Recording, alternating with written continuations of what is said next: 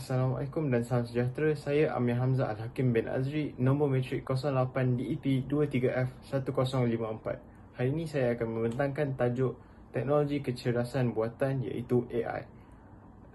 Teknologi kecerdasan buatan AI mampu memberi kebaikan dan kesenangan dalam kehidupan kita seharian.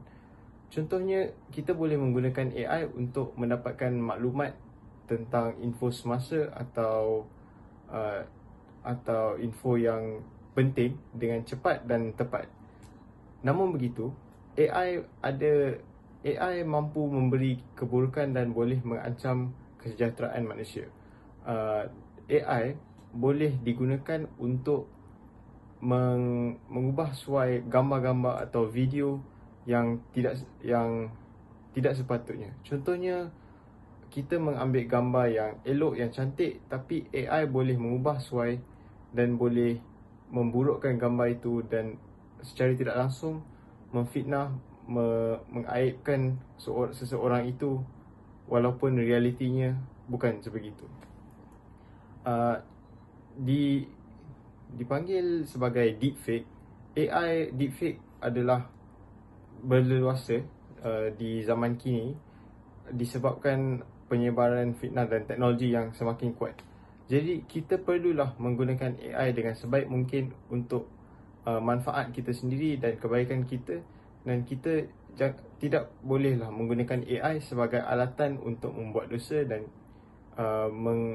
memburukkan kesejahteraan manusia dan mengancam kesejahteraannya.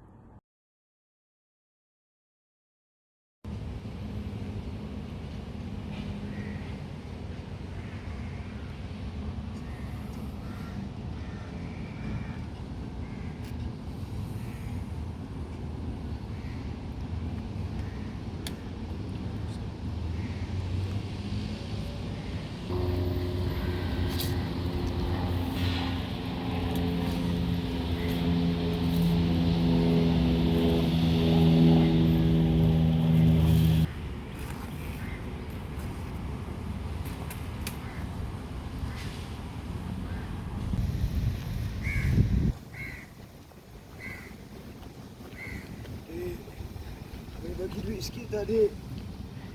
Mesir.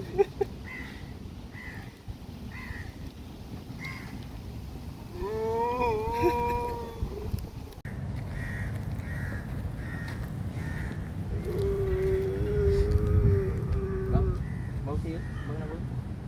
Bang, saya duit lah, bang. Nak makan lah, bang. Duit. Mana nak makan ke? Oh, Ambil ni. Bagi makan. betul, bang. Terima kasih, bang. Acah-acah gila Mamat tu. Aduh, sabar jap, snap gambar dia. Tukar edit gambar dia jap pakai AI ni. Tolong ubah gambar ini supaya nampak macam dia tengah tumbuk. Oh, typo pula. Tumbuk pengemis itu.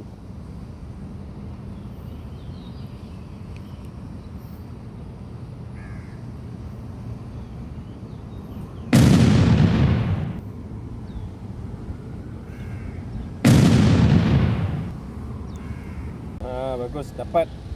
Aku nak masukkan dalam group saya ke, biar orang tahu dia ni kan baik pun. Aduh, yai.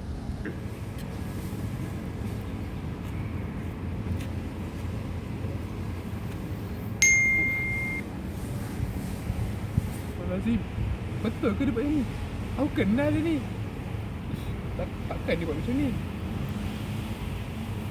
Ya betul ni. Aku kenal dia ni. Aku rasa dia fitnah ni. Di dalam video tersebut terdapat fitnah yang dilakukan oleh seorang pemuda ini dengan menggunakan AI. Tapi apa itu AI? Kecerdasan buatan atau artificial intelligence ialah satu teknologi yang mampu mencipta gambar, suara atau video yang kelihatan sangat nyata. Namun apabila disalahgunakan, AI boleh dijadikan alat untuk mencipta fitnah seperti menghasilkan video palsu, iaitu deepfake, meniru suara seseorang atau menyebarkan maklumat yang tidak benar. untuk menjatuhkan maruah individu lain. Dalil Al-Quran pada surah Al-Hujurat ayat 6, Ya ayyuhallazina amanu in ja'akum fasiqun binaba'in fatabayyanu an tusibu qauman bijahalatin fatushibu ala ma fa'altum nadimin. Maksudnya, wahai orang-orang yang beriman, jika datang kepada kamu seorang fasik membawa sesuatu berita, maka selidiklah kebenarannya supaya kamu tidak menimpakan suatu musibah kepada kaum yang dengan kejahilan, lalu kamu menyesal atas perbuatan kamu itu. Surah Al-Hujurat ayat 6. Ayat ini jelas melarang kita daripada menyebarkan berita tanpa memastikan kesahihannya.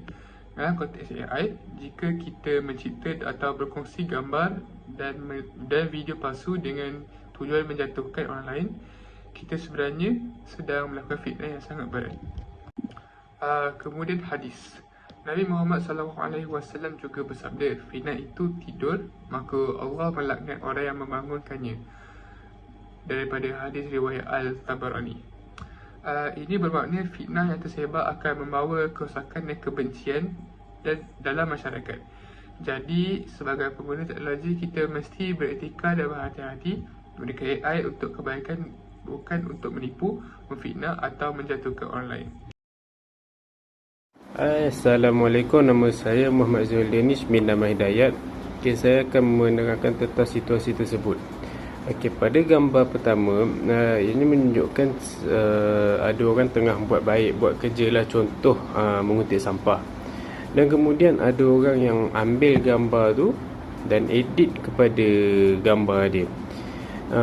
Benda ni akan menunjukkan bahawa orang yang ikhlas buat baik boleh dituduh menipu, dan orang yang tak buat apa-apa boleh ditunjukkan yang dia tengah buat sesuatu. Penipuan menggunakan AI. AI kini semakin canggih dan banyak digunakan dalam kehidupan seharian. Namun, ada individu yang menyalahgunakan AI untuk tujuan seperti mengubah wajah atau seseorang, atau ianya dipanggil sebagai deepfake. Yang kedua, mengambil hasil kerja orang lain dan mendakwa sebagai milik sendiri. Yang ketiga, menyebarkan maklumat ataupun video palsu. Perbuatan ini bukan sahaja menyalahi etika dan undang-undang, tetapi juga bertentangan dengan ajaran Islam kerana ia melibatkan penipuan dan mengambil hak orang lain. Ini adalah dalil Al-Quran tentang penipuan. Ayat pertama, Wailul lil mutaffifin.